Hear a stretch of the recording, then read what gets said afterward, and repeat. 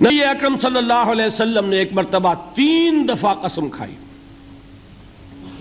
واللہ لا یؤمنو، واللہ لا یؤمنو، واللہ لا یؤمنو، خدا کی قسم وہ شخص مومن نہیں، خدا کی قسم وہ شخص مومن نہیں، خدا کی قسم وہ شخص مومن نہیں۔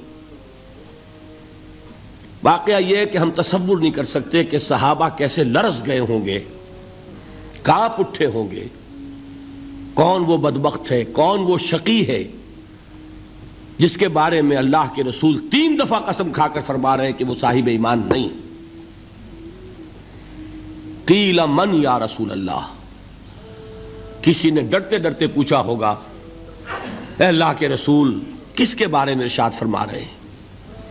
اب جواب سنیے، الذی لا یامن جارہ بوائقہ، وہ شخص کے جس کی ایذا رسانی کی وجہ سے، جس کی بدخلقی کی وجہ سے اس کا پڑوسی امن میں نہیں ہے۔ یہ کوئی گناہ کبیرہ ہے؟ آپ کی فہرست میں تو گناہ ہی نہیں، کبیرہ کیا سوال، صغیرہ بھی نہیں۔ زیادہ آپ یہ کہیں گے کہ ذرا بد اخلاقی ہے، کج خلقی ہے، بس اچھا کردار کا معاملہ نہیں ہے، یہ کہیں گے، گناہ کی فہرست میں نہیں آئے گی بات۔ کبیرہ بہت بڑی شے ہے، لیکن اس پر اللہ کے رسول نے 3 دفعہ قسم کھائی، ایمان نہیں ہے، ہرگز نہیں ہے، خدا کی قسم نہیں۔ اب بتائیے ایمان اور عمل علیحدہ ہو جائیں گے کیا؟ یہ ہے مسئلہ جو امام بخاری کے سر پہ ہے۔ اور سنیے، فرمایا حضرت انس ابن مالک نے، یہ روایت جو میں نے آپ کو ابھی سنائی ہے یہ کوئی ایسی ویسی روایت نہیں ہے، متفق علیہ ہے، بخاری اور مسلم دونوں میں موجود، اس سے اونچا درجہ روایت کا ہے ہی نہیں۔ راوی کون؟ ابو ہریرہ رضی اللہ تعالی، ان کی والدہ لے کر حاضر ہو گئیں، یہ بچہ حضور آپ کی خدمت میں رہے گا، آپ کی خدمت کرے گا، آپ کے پاس رہے گا، ٹھیک ہے۔ وہ حضور کے خادم خاص ہیں، جیسے ذاتی کوئی ہوتا ہے معاملات میں مدد کرنے والا، خدمت کرنے والا، وہ ہیں انس ابن مالک۔ چونکہ ان کا تعارف ہو گیا ہے رضی اللہ تعالیٰ عنہ، تو ایک بات پہلے اور سنا دوں، جو بچہ اپنے اس بچپن سے لے کر 9 برس کی عمر تھی جب آئے حضور کے پاس، انتقال کے وقت عمر کتنی ہوگی؟ 19 برس، 10 برس حضور کی خدمت میں رہے۔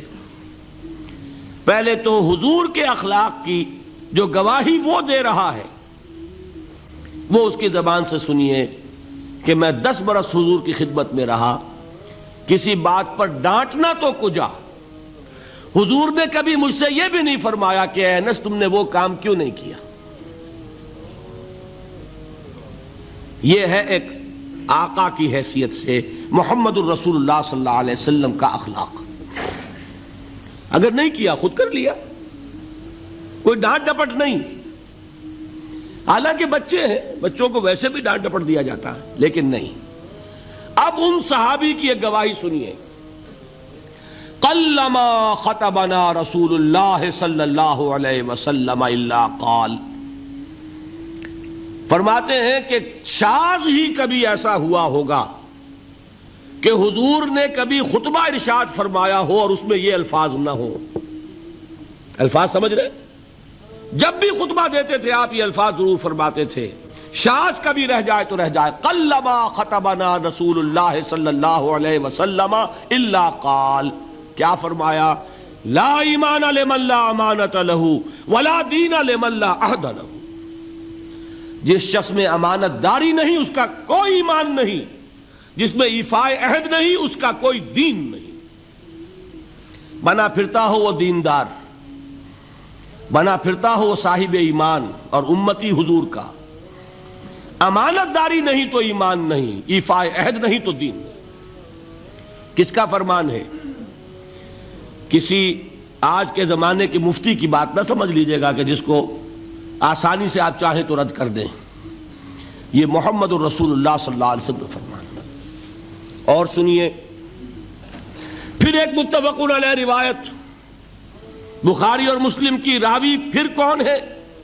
ابو ہریرہ رضی اللہ تعالیٰ عنہ۔ فرماتے حضور نے ارشاد فرمایا لا یزنی الزانی حین یزنی وہو مومن ولا یسرق السارق حین یسرق وہو مومن ولا یشرب الخمر حین یشرب وہو مومن. کوئی زانی حالت ایمان میں زنا نہیں کرتا. کیسے ممکن ہے؟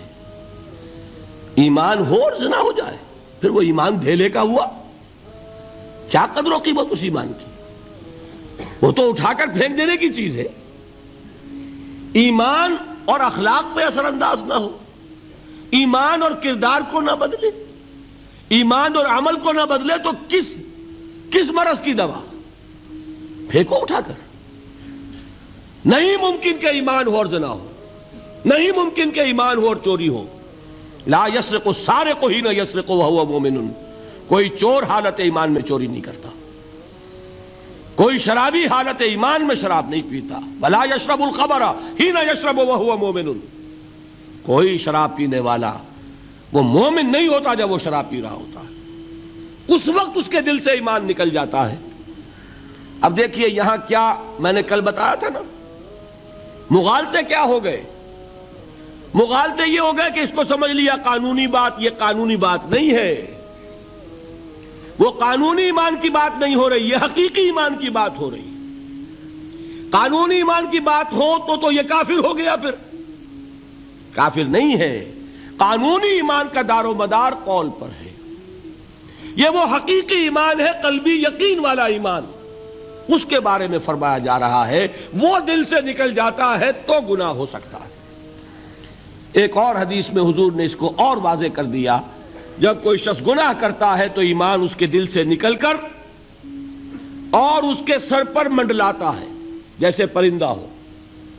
اگر توبہ کرتا ہے تو واپس لوٹ آتا ہے، توبہ نہیں کرتا تو رخصت ہو جاتا ہے. بتائیے کوئی اشتباہ رہ گیا؟ لیکن خدا کے لیے دو انتہاؤں سے اپنے آپ کو بچائیے. ایک انتہا یہ کہ اس حدیث کی بنا پر آپ کافر قرار دے دیں. یہ غلطی کس سے ہوئی؟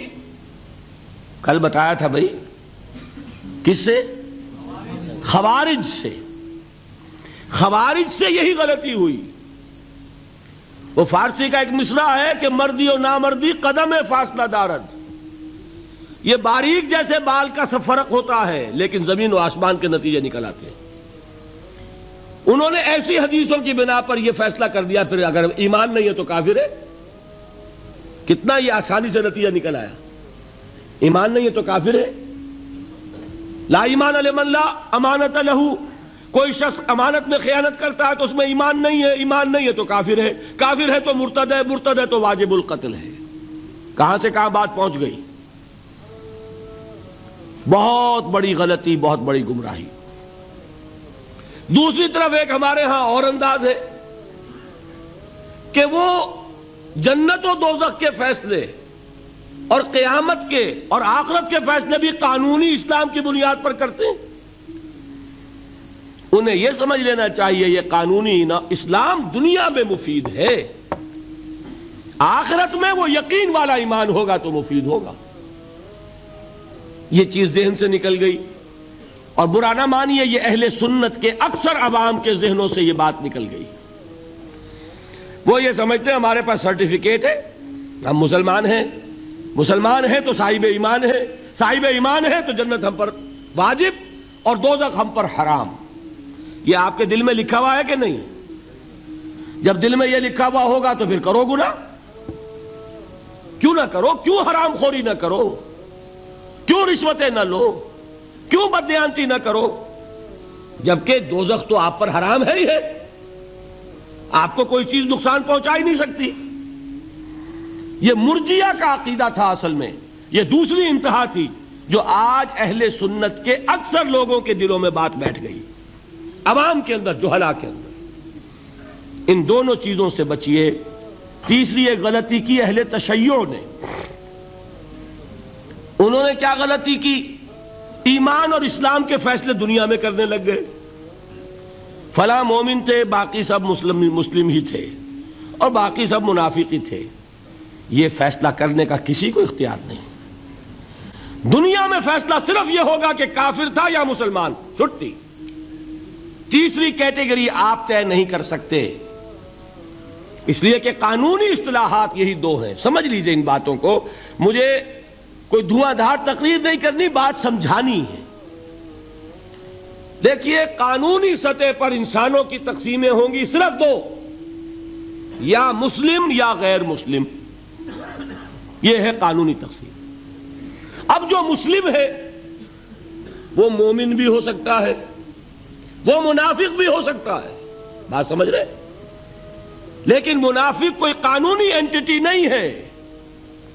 دنیا میں ہم کسی کو منافق نہیں کہہ سکتے، ہاں حضور کہہ سکتے تھے، حضور کو اللہ نے علم دیا تھا، لیکن حضور نے بھی ایسی پہرے داری کی ہے کہ کسی ایک شخص کے بارے میں بھی نہیں فرمایا کہ یہ منافق ہے۔ یہاں تک کہ جس کے بارے میں علم نشرہ ہو چکا تھا، عبداللہ ابن ابی، اس کی بھی نماز جنازہ پڑھا دی کہ نہیں پڑھا دی؟ نماز جنازہ کافر کی پڑھی جاتی ہے یا مسلمان کی؟ اس کا مطلب ہے عبداللہ ابن ابی کو بھی حضور نے آخری وقت تک مسلمان تسلیم کیا۔ منافق جو بھی ہے وہ اپنے اندر ہے، اللہ کے ہاں جا کر کھلے گا۔ فار آل لیگل پرپزز اے منافق از اے مسلم، بات سمجھ میں آئی؟ اس لیے کہ لیگل اینٹیٹیز دو ہی ہیں، کافر اور مسلم۔ تیسری اینٹیٹی کوئی لیگل نہیں ہے، تیسری کوئی حیثیت قانونی نہیں ہے۔ اب ایک جو مسلم ہے وہ مومن بھی ہو سکتا ہے، منافق بھی ہو سکتا ہے، اس کا فیصلہ کہاں ہوگا؟ اللہ کے ہاں۔